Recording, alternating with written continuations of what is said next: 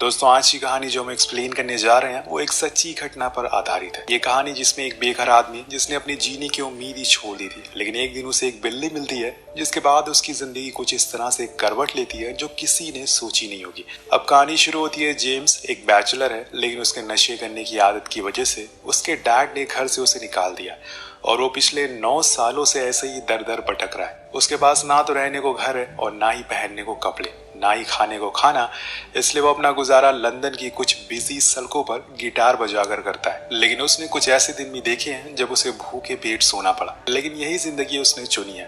अब उसे एक निर्णय लिया है कि वो भले ही एक अच्छा इंसान ना बन पाए, भले ही वो अच्छा काम ना कर पाए, लेकिन वो कैसे भी करके अपनी जिंदगी से नशे जैसी चीज को निकाल फेंकेगा। अब एक दिन वो सोने की जगह ढूंढ रहा होता है, लेकिन तभी तेज बारिश होना शुरू हो जाती है। उसी दौरान उसके पास एक बैज नाम का लड़का आता है, तीसरे आदमी के बारे में पूछने लगता है, लेकिन जेम्स उसका कोई जवाब नहीं देता और वहां से खाना ढूंढने के लिए चला जाता है। इन दोनों की बातें सुनकर साफ पता चल रहा था कि बैज ही वो शख्स है जिसने जेम्स को नशे की लत लगाई थी और आज भी वो किसी ऐसे को ढूंढ रहा है जो उसे नशा करवा सके। वहीं दूसरी ओर जेम्स एक दुकान पर पहुंचता है जहां वो दुकानदार से खाना मांगता है। वो पैसे भी देता है, लेकिन उसमें से कुछ पैसे कम पड़ रहे थे। अब वो उसे बहुत रिक्वेस्ट करता है कि वो बचे हुए पैसे कल लौटा देगा, क्योंकि वो यहीं आसपास ही गिटार बजाता है। लेकिन वो आदमी उस खाने को वॉश बेसिन में फेंक देता है और उसे वहां से भगा देता है। उसने वो खाना बर्बाद कर दिया, लेकिन वो जेम्स को नहीं दिया। अब ये बात उसे बहुत ही हर्ट करती है, क्योंकि कोई इंसान इतना कैसे गिर सकता है। अगर वो उस खाने को दे भी देता तो क्या हो जाता। यही सोचते हुए वो बाहर आ जाता और तभी उसे बैज आवाज लगाता है, जो कि एक कार में बैठा हुआ था, और उसे बताता है कि यहाँ पे उसे ये कार खुली हुई मिली, इसलिए आज रात वो यहीं गुजारा करेंगे। अब यहाँ पर दोस्तों जेम के पास कोई घर नहीं था, इसलिए वो भी सोने के लिए राजी हो जाता है। पर उस रात बैज उसे फिर से नशा करवा देता है और अगली सुबह जब कार का मालिक आता है तब बैज तो भाग जाता है, लेकिन वो भाग नहीं पाता क्योंकि उसने इतना नशा कर लिया था कि जेम्स होश में ही नहीं था। वो ड्राइवर एक अच्छा इंसान होता है, इसलिए वो उसे हॉस्पिटल छोड़ देता है जहाँ पर उसका इलाज होता है। और इसी हॉस्पिटल में हम एक लेडी जिसका नाम एंजेलिना है, वो एक नशा मुक्ति केंद्र चलाती है जिसमें जेम्स अपना इलाज करवा रहा है। वो उसे बहुत डांटती है और कहती है कि अगर तुमने ऐसे ही नशे किए और तुम्हारी दवाओं का कोई असर नहीं होगा, जो तुम मेटाडॉल ले रहे हो दवा के तौर पर, और हर रोज वही तुम्हारी मौत का कारण बन जाएगी। हम जेम्स को भी बहुत इरिटेट होते हुए देखते हैं। वो नहीं चाहता कि वो नशा करे, लेकिन कल उसने कैसे भी वो कर लिया। वो भी अपनी एडिक्शन से परेशान है, लेकिन वह एंजेलिना से वादा करता है कि वो हर रोज अपनी दवाइयां सही टाइम पर लेगा और दोबारा नशा नहीं करेगा। अब यहाँ उसकी दोबारा से थेरेपी शुरू होती है। उसका गिटार भी वो उसे वापस कर देती है, जिसे लेकर वो वापस सड़कों पर बजाना शुरू करता है। पर यहाँ पर एंजेलिना को जेम्स के लिए बुरा लगता है कि उसका कोई भी घर नहीं है। वो बहुत कोशिश करती है कि वो कैसे भी करके जेम्स को एक अच्छा सा रूम दिला सके। वो अपने बॉस से बात करती है, लेकिन वो उसे कहते हैं कि अभी यहाँ पे कोई भी रूम अवेलेबल नहीं है। तो एंजेलिना निराश हो जाती है। अब उसे ऐसा निराश देकर वो पूछती है कि तुम जेम्स के केस में इतना इंटरेस्ट क्यों ले रही हो। वो कहती है कि मुझे कहीं ना कहीं लग रहा है कि वो आगे जाकर एक अच्छा और बड़ा इंसान बनेगा, इसलिए मैं चाहती हूँ कि वो जल्द से जल्द नशे को छोड़ दे। उधर जेम्स ही अब बैस को अपने आसपास भटकने भी नहीं दे रहा था। वो बहुत कोशिश करता है बस अपना ध्यान गिटार प्ले करने में लगाए, ना कि नशा करने में। अब कुछ समय के बाद एंजेलिना की कोशिश रंग लाती है और वो कैसे भी करके एक रूम का इंतजाम उसके लिए कर देती है और जेम्स को उसकी चाबियां दे देती है। लेकिन वो उस रूम को देखकर थोड़ा इमोशनल हो जाता है कि एंजेलिना उसकी मदद कर रही है और उसका शुक्रिया अदा करता है। और उसके बदले में एंजेलिना बस उसे एक वादा चाहती है कि वो कभी भी नशा नहीं करेगा। उसके इस वादे को कायम रखने के लिए जेम्स प्रॉमिस करता है और ये घर उसके लिए बहुत बड़ी चीज थी, क्योंकि अभी तक उसके पास कोई छत नहीं थी जहाँ पे वो रात गुजार सके। वो अच्छा सा शाल लेता है और उसी दौरान उसे कुछ आवाज आती है। वो फौरन किचन में जाता है तो देखता है कि वहां पर एक बिल्ली आ गई है जो कि उसके खाने को खा रही है। अब जेम्स को भूखे होने की अहमियत पता होती है, इसलिए वो उसे सही से बैठाता है और कुछ और खाने को भी देता है, जिसके बाद वो उसे खिड़की से बाहर रख देता है ताकि वो अपनी फैमिली के पास चली जाए। लेकिन उसका भी जेम्स जैसा ही हाल था। वो अकेली थी, इसलिए वो छोड़कर नहीं जाती। अब यहाँ जेम्स को भी एक साथी की जरूरत थी। वो उसे अपने पास ही रख लेता। उस रात वो उसे गिटार भी सुनाता है और फिर दोनों सो जाते हैं। पर अगले दिन वो उसे ले जाकर घर के बाहर एक पार्क में छोड़ देता है, क्योंकि ऐसे वो उसे लेकर हर जगह घूम नहीं सकता है और ना ही उसे खाना खिला सकता है, क्योंकि उसके पास खुद खाने के पैसे नहीं है।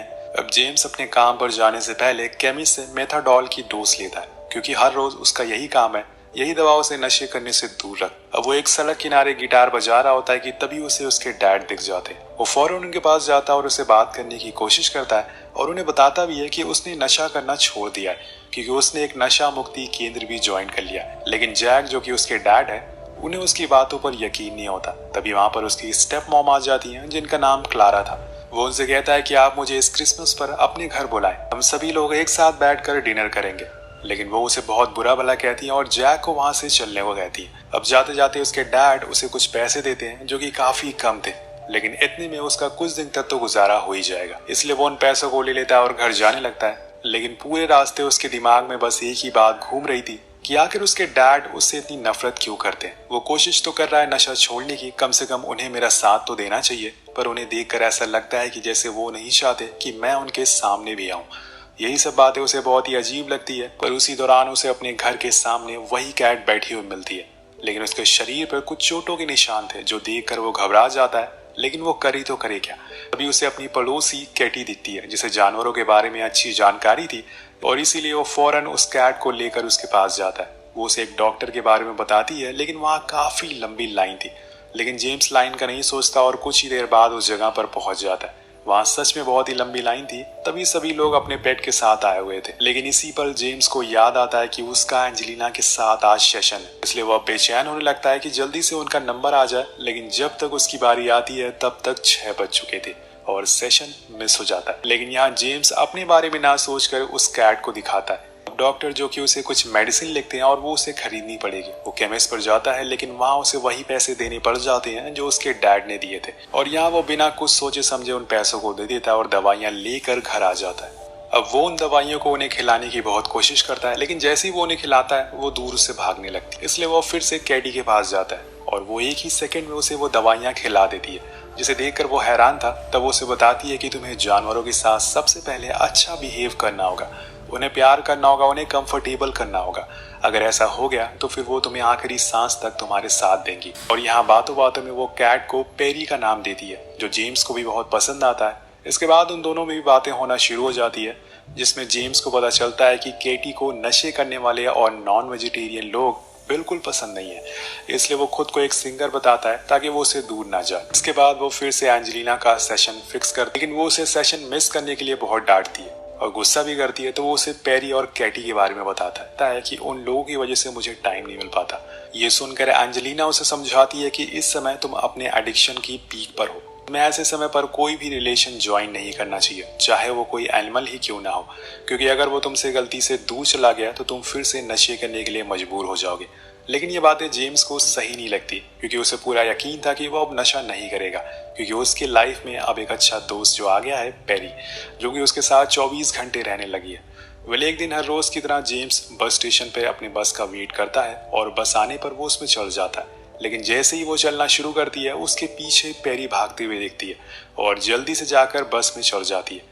उसकी ये हरकत से जेम्स उसे बहुत गुस्सा करता है और उसे घर जाने को कहता है। लेकिन बस में बैठे सभी लोग पेरी को बहुत प्यार करते हैं, तो जेम्स भी गुस्सा नहीं करता और उसे अपने पास में बैठा लेता है। तभी बस कंडक्टर आती है और उसे गले में एक लेस बांध देती है, जिससे कि वो हमेशा जेम्स के करीब ही रहे। अब डेस्टिनेशन आने के बाद दोनों ही उतर जाते हैं, लेकिन यहाँ पेरी उसे बहुत परेशान करती है और वो यहाँ वहाँ भागना शुरू कर देती है। पर जैसे तैसे करके वो उसे शांत करता है, जिसके बाद वो उसे अपने कंधे पर बैठा लेता है और अपने स्पॉट पर चला जाता है जहाँ वो हर रोज गिटार बजाया करता था। लेकिन वो देखता है कि आज वहाँ पर कुछ ही पलों में बहुत सारे लोग इकट्ठा हो जाते और उन्हें देखकर जेम्स शॉक हो जाता है। तो एक्चुअल में दोस्तों, इन लोगों ने इंसान को एक बिल्ली पालते हुए कभी नहीं देखा था, वो भी लंदन जैसे शहर में, जहाँ पर लोग ज्यादातर डॉग को अडॉप्ट करते थे। और इसी वजह से यहाँ के लोग ज्यादातर जेम्स की तरफ अट्रैक्ट होने लगते हैं। सभी लोग उन्हें खूब पैसे भी देते हैं, जिससे जेम्स बहुत खुश होता है। वो पेरी के साथ हाई फाइव भी करता है। लेकिन वहाँ हम बैस को भी देखते हैं, जो जेम्स के पास इतने पैसे देखकर हैरान था। अब इसके बाद वो दोनों घर जाते हैं और आज पहली बार जेम्स अपनी पसंद का खाना खाता है और पेरी को भी एक बढ़िया सा डिनर करवाता है। अगले दिन जब वो घर के बाहर जा रहा होता है, तभी उसके सामने जेम्स आ जाता है।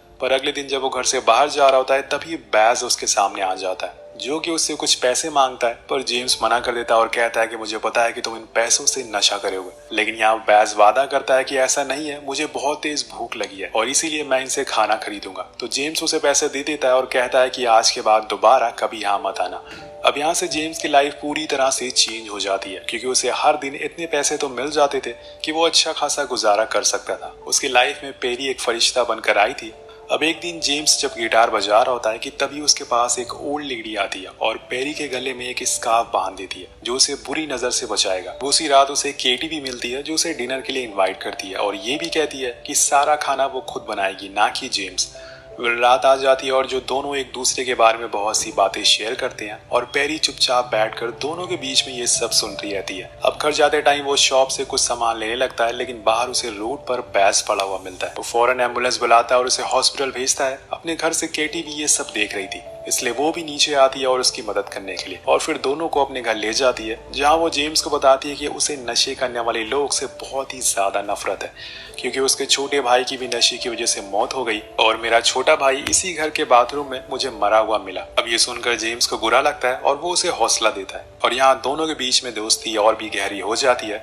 इसके बाद जेम्स एंजेलिना के पास जाता है और उसे बताता है कि अब मैंने नशे के बारे में सोचना भी छोड़ दिया, इसलिए अब से मैं मेटाडॉल का डोज नहीं लूंगा। लेकिन वो उसे ऐसा करने से मना करती है और कहती है कि तुम्हें थोड़े दिन और ट्रीटमेंट की जरूरत है, उसके बाद तुम इसे छोड़ देना, ये मेरी एक रिक्वेस्ट समझना। अब कुछ दिनों के बाद क्रिसमस आ जाता है जिसे केटी, पेरी और दोनों साथ में सेलिब्रेट करते हैं और गिफ्ट के तौर पर केटी उसे एक पेंटिंग देती है जो उसे बहुत पसंद भी आती है। लेकिन घर आते टाइम जेम्स के दिमाग में उसके डैडी थे। वो इस क्रिसमस को अपनी फैमिली के साथ सेलिब्रेट करना चाहता था, इसलिए वो उनके घर पहुंच जाता है। लेकिन वहाँ उसकी स्टेप सिस्टर उसे नशेड़ी नशेड़ी कहकर बुलाने लगती है। तभी वहाँ उनकी माँ भी आ जाती है जो जेम्स को वो सब बोल देती है जो उसने कभी भी एक्सपेक्ट नहीं किया था। और तभी पेरी उसके हाथ से निकलकर भाग जाती है और घर के सारी चीजों को तोड़ने फोड़ने लगती है। लेकिन समय रहते हुए जेम्स उसे पकड़ लेता और वहां से ले जाता है। लेकिन उसने अपना और अपने मालिक का गुस्सा तो निकाल दिया था चीजें तोड़कर। तो बेसिकली दोस्तों, उसकी स्टेप मॉम ने उसके डैड को जेम्स के खिलाफ कर दिया और वो चाहती थी कि जेम्स कभी भी यहाँ पर ना आए। अब अगले दिन जब जेम्स परफॉर्म कर रहा होता है कि तभी वहां पर दो लोग आ जाते हैं जिनके डॉग जेम्स के बैग पर टॉयलेट कर देते हैं। अब इस बात को लेकर दोनों में लड़ाई होना शुरू हो जाती है और इसी चक्कर में वहां पुलिस भी आ जाती है जो जेम्स को पकड़ कर ले जाती है। लेकिन कुछ ही समय बाद एंजेलिना आकर जेम्स की बेल करवाती है। लेकिन यहाँ जेम्स के लिए एक बुरी खबर थी, वो अब आने वाले 6 महीने तक कोई भी परफॉर्मेंस नहीं कर सकता, मतलब कि रोड पर परफॉर्म नहीं कर सकता और इसीलिए उसे अब कुछ और काम करना होगा। लेकिन यहाँ वो सबसे पहले एंजेलिना से पेरी के बारे में पूछता है तो वो बताती है कि वो पुलिस के पास है, लेकिन उससे पहले तुम्हें मेटाडॉल की डोज लेनी होगी। वो जाकर पहले केमिस्ट से डोज लेता है, लेकिन वहाँ उसे ऐसा करते हुए केटी देख लेती है और वो समझ जाती है कि उसने उसे झूठ बोला, वो भी एक एडिक्ट है, इसलिए वो उसे सारी दोस्ती तोड़ने को कहती है और अपने अपने रास्ते जाने को बोल देती है। इधर जेम्स अब करे तो करे क्या, बैन लगने के बाद वो परफॉर्म भी नहीं कर सकता और इसीलिए वो अब जॉब ढूंढने लगता है। उसे एक मैगजीन कंपनी में जॉब मिल जाती है। वो उस कंपनी की बुक को बेचना शुरू करता है और इसमें भी उसे मदद पेरी करती है। उसकी वजह से कई लोग वहां पर आ जाते हैं और उससे वो बुक खरीद लेते हैं। अब यहाँ पर कुछ ऐसे भी लोग होते हैं जो जेम्स को एक्स्ट्रा पैसे दिया करते थे, लेकिन ये चीज उसके साथ काम करने वाले लोगों को पसंद नहीं आती, इसलिए उन्होंने अपने बॉस से इसकी शिकायत कर दी और कहा कि ड्यूटी के टाइम पे ऐसे पेट अलाउड नहीं है। इसलिए अब जेम्स को वो जॉब भी छोड़नी पड़ जाती है, जिसके बाद उसके पास जो भी पैसे थे वो धीरे धीरे खत्म होने शुरू हो जाते हैं। उसके पास अब इतने पैसे भी नहीं बचते कि वो खुद के खाने को खरीद सके। इसलिए एक दिन वो डिसाइड करता है कि वो फिर से गिटार प्ले करेगा। हालांकि अगर उसे ऐसा करते हुए पुलिस देख लेगी तो उसे कई महीनों की जेल भी हो सकती है, लेकिन अब उसके पास कोई ऑप्शन ही नहीं है, उसे भूख लगी है। और ऐसा करते हुए कुछ देर बाद उसे केटी देख लेती है और उसे ऐसा करने से रोकती है क्योंकि उसे उसकी फिक्र है। जेम्स उसके इमोशन देखता है और समझ जाता है कि वो उसे पसंद करने लगी है, इसलिए वो दोबारा से वो मैगजीन वाली जॉब ज्वाइन कर लेता है। अब उसकी ऐसी ही लाइफ चलती रहती है, लेकिन एक दिन वहां पर एक आदमी अपना डॉग लेकर आता है जिसे देखकर पेरी डर जाती है और वहां से भाग जाती है। अब जेम्स उसे बहुत ढूंढता है, लेकिन वो कहीं भी दिखाई नहीं देती, यहाँ तक कि वो उसे रातों को भी ढूंढता है पर कोई उसका अता पता नहीं था, जिस वजह से जेम्स पूरी तरह से टूट जाता और एक एक करके सभी लोग उससे दूर चले गए थे। और ऐसी हालत में किसी भी इंसान को अपनी सबसे ज्यादा पसंदीदा चीज की तलब होने लगती है और यहाँ जेम्स को भी अब वही होता है। वो बाहर जाकर कोकीन खरीदने का सोचता है, लेकिन आखिरी समय पर वो घर आ जाता और तभी उसे किचन में पेरी बैठी हुई मिलती है। वो वापस से घर आ गई थी क्योंकि उसे रास्ता पता था। उसे देखकर जेम्स बहुत ही ज्यादा खुश होता है और फिर अगले दिन जाकर एंजेलिना से मिलता है और उसे समझाता है कि अब वो मेटाडॉल का डोज नहीं लेगा क्योंकि वो खुद को काबू करना सीख गया है। वो उसकी बात मान जाती है पर एक बात उसे समझाती है कि आने वाला एक हफ्ता उसके लिए बहुत ही ज्यादा बुरा होगा ऐसा डोज छोड़ने की वजह से। लेकिन जेम्स सभी चीजों के लिए तैयार था। वो पूरा एक हफ्ता घर में रहने का डिसाइड करता है, लेकिन उसके लिए चीजें इतनी आसान नहीं थी। वह पूरी रात कांपता रहता है, उसे बहुत ज्यादा गुस्सा आता है, लेकिन उसने हिम्मत नहीं हारी थी। और यहाँ उसका पैरी भी उसका हौसला बढ़ा रही थी। उसने जैसे तैसे करके वो एक हफ्ता गुजार दिया और अगले दिन वो कैडी से मिलने जाता है। वो देखता है कि वो ये घर छोड़कर जा रही है, लेकिन उसने अपना नया एड्रेस उसे दे दिया। कुछ समय के बाद एक दिन एंजेलिना जेम्स के पास एक बुक पब्लिशर को लेकर आती है, क्योंकि वो जेम्स की स्टोरी में इंटरेस्टेड थी। इसलिए वो उसे एक लैपटॉप देती है और कहती है कि हम चाहते हैं कि तुम अपनी कहानी लिखो और फिर हम उसे पब्लिश करेंगे। अब घर जाते टाइम जेम्स अपने डैड के पास जाता है और उन्हें बताता है कि मैंने अब पूरी तरह से नशा करना छोड़ दिया है। पहले तो उसके डैड उस पर यकीन नहीं करते, लेकिन जब वो देखते हैं कि वो बुक भी लिख रहा है और उसके बदले में उसे अच्छे पैसे भी मिल रहे हैं, तब उसके डैड उसे देखकर रोने लगते हैं और अपनी पर्स में से उसकी एक बचपन की फोटो निकाल कर उसे देते हैं, जो ये साफ दिखाता है कि आज भी उसके डैड उसे बहुत प्यार करते हैं। उसके डैड उसे माफी मांगते हैं कि शायद वो एक अच्छे पिता नहीं बन पाए और उन्होंने हमेशा से जेम्स की फिक्र है, बस वो उन्हें दिखा नहीं पाए। ये सुनकर जेम्स की आंखों में आंसू आ जाते हैं और वो वहां से चला जाता है। अब 5 महीने बाद जेम्स फाइनली बुक लिख लेता है, वो पब्लिश भी हो जाती है, लेकिन लोग उसकी बुक को इस कदर खरीदने लग जाते हैं कि जेम्स रातों रात अमीर बन जाता है। लोगों को उसकी कहानी बहुत ज्यादा पसंद आ रही थी, सभी उसके दीवाने हो चुके और उससे मिलने के लिए लोग लाइन में खड़े होते हैं। उसी लाइन में उसके डैड और पैरी भी थे, जो जेम्स को यहाँ देखकर बहुत ही ज्यादा खुश और प्राउड फील करते हैं। अब 2012 में जेम्स की लिखी बुक बेस्ट सेलर का वर्ल्ड रिकॉर्ड बनाती है, जिसके बाद उसे मिले पैसे से वो अपने और पैरी के लिए एक घर खरीदता है। आखिर में हम उसकी और पैरी की कुछ ओरिजिनल फोटोज भी देख पाते हैं। तो यहाँ पर दोस्तों बुक का नाम होता है स्ट्रीट कैट नेम्ड बॉब। लेकिन ये कहानी यहाँ खत्म नहीं होती, इसका पार्ट 2 भी है। अगर आपको देखना है तो नीचे 500 कमेंट जरूर करिएगा, जिसके बाद हम इसका सेकंड पार्ट लेकर आएंगे। आपको